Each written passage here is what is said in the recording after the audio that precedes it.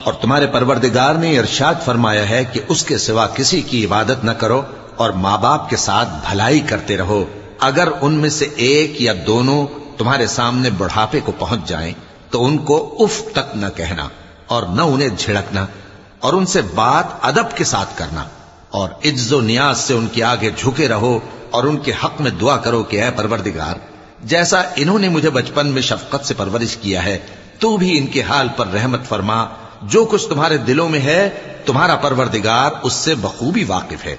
اگر تم نیک ہوگے تو وہ رجوع لانے والوں کو بخش دینے والا ہے۔ اور رشتہ داروں اور محتاجوں اور مسافروں کو ان کا حق ادا کرو، اور فضول خرچی سے مال نہ اڑاؤ کہ فضول خرچی کرنے والے تو شیطان کے بھائی ہیں،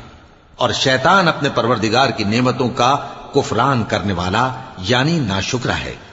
اور اگر تم اپنے پروردگار کی رحمت یعنی فراخ دستی کے انتظار میں جس کی تمہیں امید ہو ان مستحقین کی طرف توجہ نہ کر سکو تو ان سے نرمی سے بات کہہ دیا کرو،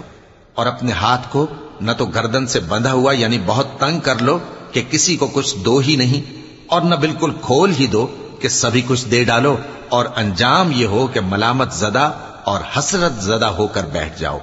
بے شک تمہارا پروردگار جس کی روزی چاہتا ہے فراخ کر دیتا ہے اور جس کی روزی چاہتا ہے تنگ کر دیتا ہے، وہ اپنے بندوں سے خبردار ہے۔